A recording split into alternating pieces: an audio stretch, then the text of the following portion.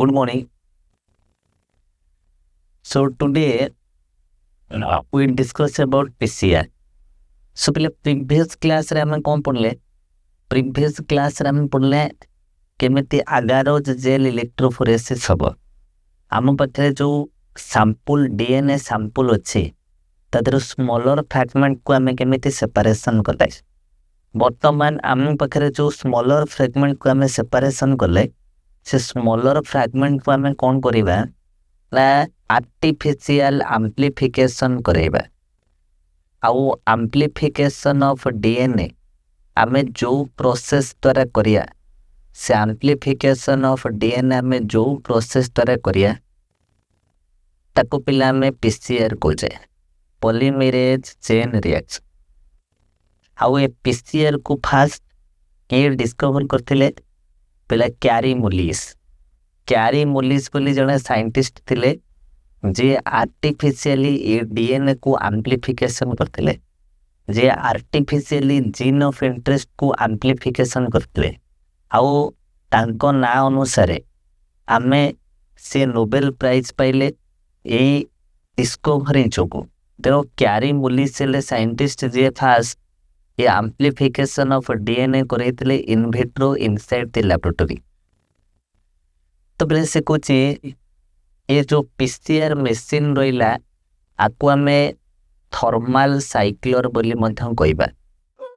Thermal cycler आउ ये जो पीसीआर मशीन अच्छी ये completely temperature dependent temperature control पिला डिफरेंट टेम्परेचर अनुसार ये काम करिवो. तो ये टेम्परेचर कंट्रोल ये जो थर्मल साइक्लर रहिला ये टेम्परेचर कंट्रोल फास्ट कोचे ये थर्मल साइक्लर और PCR machine many copies of gene of interest तैयारी करिवो in that is inside the laboratory. The copies of DNA are made with the same principle as that of the DNA replication. पिले DNA replication हेले कौन होची ना DNA replication टा होची actually semi conservative. आउ सेमी कंजर्वेटिव रे कौन हब ना गोटे both the strands of the DNA molecule नुआ स्ट्रैंड सिंथेसाइज करिवो.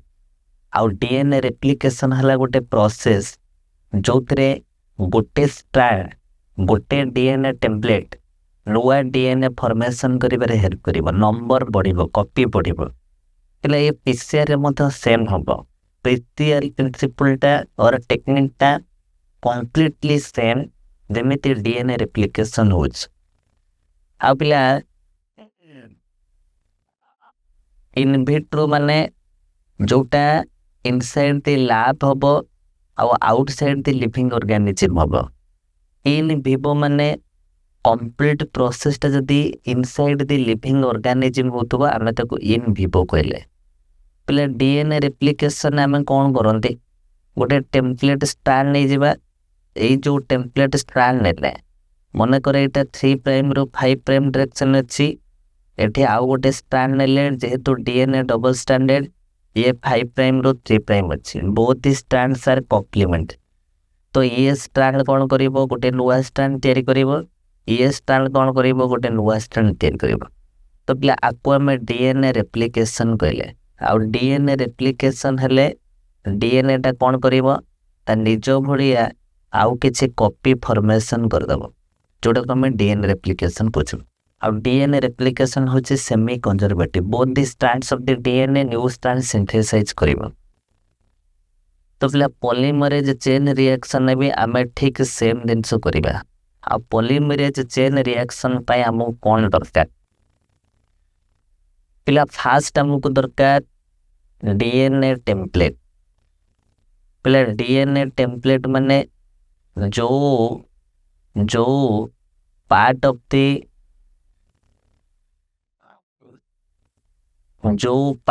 द डीएनए को देखे के आमे नुआ डीएनए सिंथेसाइज करिबार ताको पिला में डीएनए टेम्पलेट्स बोले. आउ डीएनए रेप्लिकेशन पाए हमको फास्ट आरएनए प्राइमर दरकार. काहे कि आरएनए प्राइमर दरकार कारण आरएनए प्राइमर काम होची से रेप्लिकेशन को इनिशिएट करिबा। पिला जो डीएनए पॉलीमरेज एंजाइम थाए से केवल पॉलीमराइजेशन करिबो, से इनिशिएशन करि परिबन। इनिशिएशन के करेबो पिला प्राइमर इनिशिएशन करेबो आरएनए प्राइमर। हमको डीऑक्सी न्यूक्लियोटाइड ट्राइफॉस्फेट्स दरकार। डीऑक्सी न्यूक्लियोटाइड ट्राइफॉस्फेट किए D ATP, D GTP, D CTP और डी टीपी। ये हूँ डीऑक्सी न्यूक्लियोटाइड ट्राइफॉस्फेट्स। आउ कौन दरकार पिला हमको दरकार डीएनए पॉलीमरेज। किंतु पिला को डीएनए पॉलीमरेज नॉर्मली आम पाखे जो डीएनए पॉलीमरेज अच्छी से डीएनए पॉलीमरेज बॉडी टेम्परेचर रे काम करिवो। किंतु पिला पीसीआर रे टेम्परेचर 297 डिग्री जाए भैरी करिवो। तो से टेम्परेचर रे ये एंजाइम टा फंक्शन करिवन। तेणु आमे गोटे स्पेसिफिक टाइप रो डीएनए पॉलीमरेज को यूज करिबा जोटा को आमे टैग पॉलीमरेज कोचे। गोटे स्पेसिफिक टाइप रो डीएनए पॉलीमरेज यूज करिया जोटा को आमे टैग पॉलीमरेज कोचे। आ पिला ये टैग पॉलीमरेज आमे को थ्रू बाहर करछे पिला गोटे आर्किया बैक्टीरिया रो बाहर करछे। आउ ये जो आर्किया बैक्टीरिया हम पाखे अच्छी पिला से आर्किया बैक्टीरिया किए ना थर्मस aquaticus।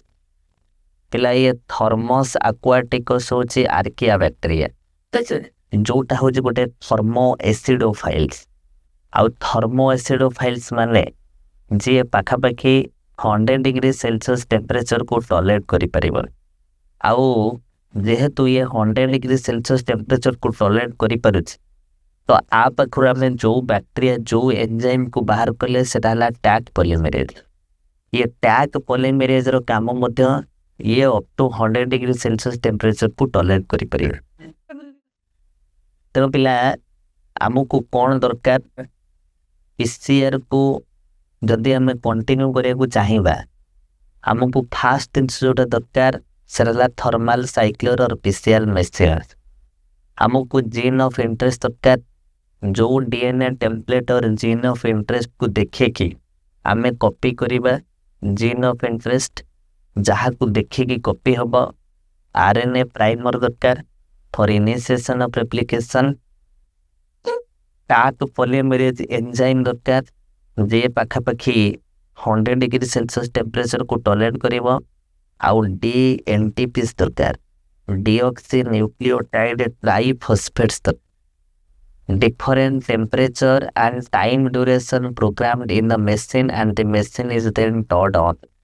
से कुछ तीनटा डिफरेंट प्रोसेसेस रे हमें पीसीआर करिबा आ तीनटा डिफरेंट प्रोसेस डिफरेंट टाइप रो टेम्परेचर ऊपर डिपेंड करिबा।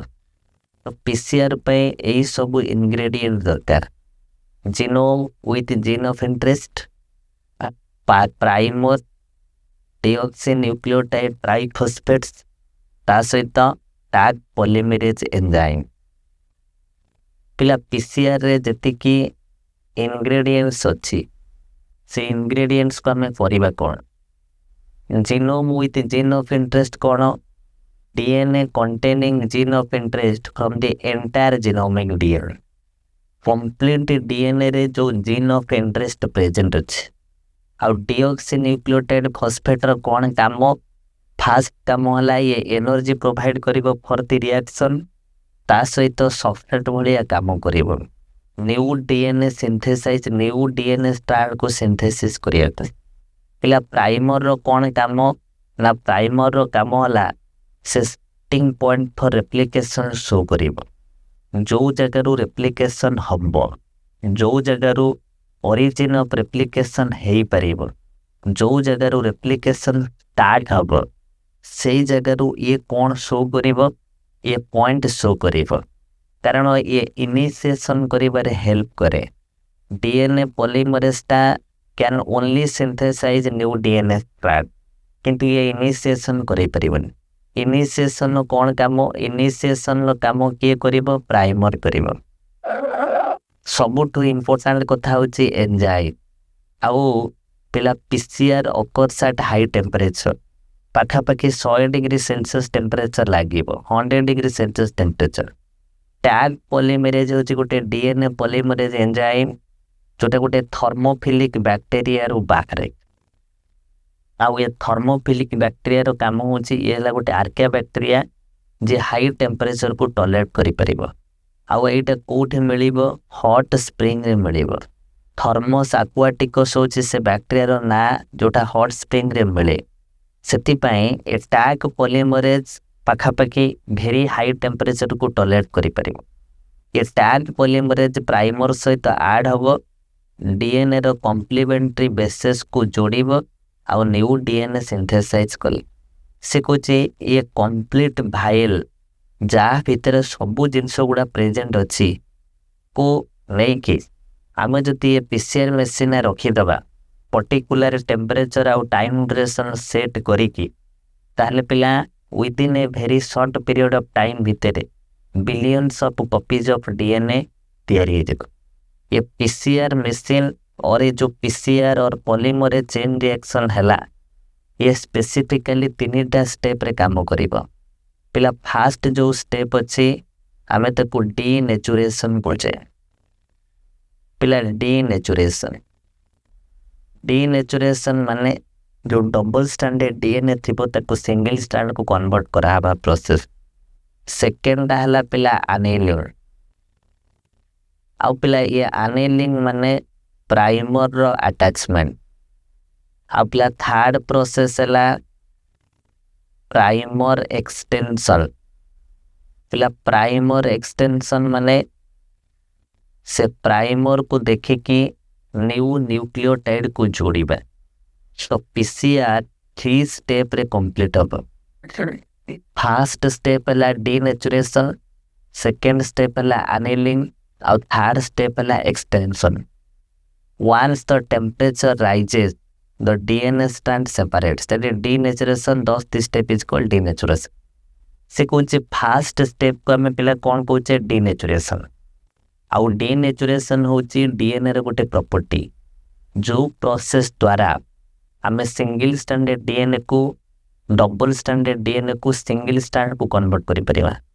केमिकल यूज करिकी हो, हाई टेम्परेचर यूज करिकी हो, नहले अदर किसी प्रोसेसेस द्वारा आम डबल स्टैंडर्ड डीएनए को जदि सिंगल स्टैंडर्ड को कन्वर्ट कर दोचे ताको आम डीनेचुरेशन ऑफ द डीएनए कोचे। पहले डीनेचुरेशन केमिति हबो ना बोथ द स्ट्रैंड्स भितर जो हाइड्रोजन बॉन्ड्स प्रेजेंट अछि बिटवीन द नाइट्रोजनस बेसेस जदि से बॉन्ड गुड़ा भांगी जाए तो सेति पय आम कोन करिबा पाखापाखि 94 रो 98 डिग्री सेल्सियस टेम्परेचर रे 94 रो 98 डिग्री सेल्सियस टेम्परेचर रे आमे जदि से पीसीआर मिक्सचर को हीट कले ताहले से जो hydrogen bond between the nitrogenous bases अच्छी से ब्रेक हो आउ डबल स्टैंडर्ड डीएनए टा बर्तमान सिंगल स्टैंडर्ड को कन्वर्ट हो गला। आउ ये प्रोसेस को आमे डीनेचुरेशन पूछे। पिला ये गोटे डबल स्टैंडर्ड डीएनए अच्छी डीनेचुरेशन द्वारा double stranded DNA breaks into single stranded. Second जो स्टेप अच्छी सेकेंड स्टेप को पिला में एनेलिंग कोचे। आउ एनेलिंग रे कौन हबो ना प्राइमर ऐड होबा। जदि आमे से टेम्परेचर जोटा 94 रो 98 थिला जदि आमे ताको रिड्यूस कर देबा 50 रू 68 डिग्री सेल्सियस ताहले कौन हबो primer bind to the respective complementary sequences. आमे पिला आगुरु कौन जानिचे ना जो डीएनए प्रेजेंट अच्छी से डीएनए जो रेप्लिकेशन करिबो 3 prime end of the parent strand रो रेप्लिकेशन स्टार्ट हबो। आउ जो न्यूली सिंथेसाइज स्ट्रैंड लागियो सेटा हाई प्राइम एंड रो 3 प्राइम एंड को सिंथेसिस हबो। तेनो पिला एटा जदि दीटा जनको सेपरेटेड हो जाए ताले 3 प्राइम एंड रो जदि स्टार्ट हम रेप्लिकेशन ताले एटा हला 3 प्राइम एंड एपट स्ट्रैंड एटा हला 3 प्राइम एंड एठी लागिला आरएनए प्राइमर जोटा को हमें फॉरवर्ड प्राइमर कहचे एठी लागिला आरएनए प्राइमर जोटा को हमें रिवर्स प्राइमर कहचे आउ ए प्राइमरटा इनिशिएशन ऑफ रेप्लिकेशन करदेला तापरे एई जगह जो नाइट्रोजेनस बेसेस थी रहिला ए थी नाइट्रोजेनस बेसेस सहित डीएनए पॉलीमरेज नुआ न्यूक्लियोटाइड को जोड़िबो जोटा को हमें प्राइमर एक्सटेंशन कहचे तेणु से कहचे primer bind to the respective complement sequence. This process is called annealing and the temperature at which primers bind is called annealing temperature. ये जो 50 to 60 degree Celsius temperature को हमें annealing temperature कहते हैं. The two separate strands runs in the opposite direction and consequently there are two primers, a forward and a reverse primer. दीड जांको strand opposite direction में synthesize करिबा start करिबा.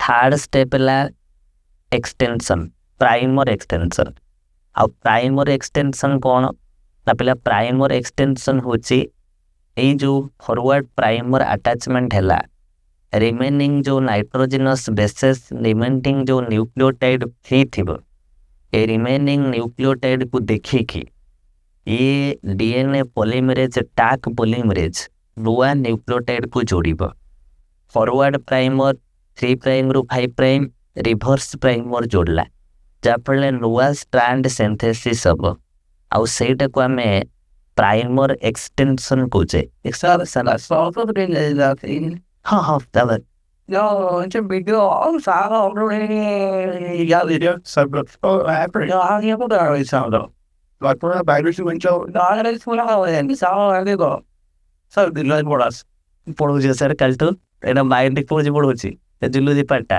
तापर गोटे ह्यूमन रिप्रोडक्शन लास्ट पढ़े छाड़ता जाए राइट ओ काय से करते हैं ना हां पर किछ ना ओ आई जस्ट ब्रेक लस से करते कर दो दादा बट ये पता इंट्रोड्यूस लो सो तो रिवर्स प्राइमर रिवर्स डायरेक्शन करिवो फॉरवर्ड प्राइमर फॉरवर्ड डायरेक्शन कला तो एठी हम कोन जानले आपको हम प्राइमर एक्सटेंशन कहचे आ प्राइमर एक्सटेंशन कोन ना प्राइमर को देखिकी नुआ न्यूक्लियोटाइड को जोड़िबा प्रोसेस को हमें प्राइमर एक्सटेंशन कही तो प्राइमर एक्सटेंशन हो सारा पर बोथ दी डायरेक्शन नुआ स्ट्रैंड सिंथेसाइज होगला दी डायरेक्शन रे बोथ रिवर्स और फॉरवर्ड प्राइमर एक्सटेंशन करेला वाइल्स प्राइमर जति गोटे इनिशिएटिंग साइड शो कर दबो ताले जो टैग पॉलीमरेज रहिला जो नाइट्रोजन न्यूक्लियोटाइड बेसिस न्यूक्लियोटाइड गुडा फ्री थिबो से न्यूक्लियोटाइड अनुसार से जोड़ी के नुआ स्टैंड तय करता तो पीसीआर रे ए तीनटा स्टेप रे पीसीआर कंप्लीट हो आउ in a very short period of time भितरे nearly 30 times amount of gene of interest obtain हो तीनटा पीसीआर जो तीनटा फेजेस अच्छी तीनटा स्टेप अच्छी रिपीट हो चलो वन साइकिल रे तीनटा स्टेप हो तापर एंड ऑफ द साइकिल रे नुआ डीएनए तैयारी हो गला अगेन प्रोसेस रिपीटेड हो तो एमती billion of copies of PCR तैयारी हो तेणु आम जो जेल इलेक्ट्रोफोरेसिस रे सेपरेशन कले फ्रैगमेंट्स ऑफ डीएनए से जो जीन ऑफ इंटरेस्ट को आम बर्तमान आर्टिफिशियल एम्प्लीफिकेशन करेले आ आर्टिफिशियल एम्प्लीफिकेशन करैकि आम न्यू स्ट्रैंड सिंथेसिस कले बर्तमान आमर काम होची केमिति ए जो नुआ स्ट्रैंड को हमें सिंथेसाइज माने मल्टीपल कॉपीज प्रोडक्शन करले ताको हमें रिकॉम्बिनेंट डीएनए को कन्वर्ट करिवे और रिकॉम्बिनेंट डीएनए को कन्वर्ट करी ताको हमें होस्ट सेल भीतर को ट्रांसफर करिवे और होस्ट सेल भीतर को ट्रांसफर कर सारा परे से होस्ट सेल भीतर जब जीन ऑफ इंटरेस्ट एक्सप्रेशन करिवो ता द्वारा प्रोडक्ट आइसोलेशन करिवे सो हमें नेक्स्ट वीडियो रे बाकी जतिक दिन रहा डिस्कशन टा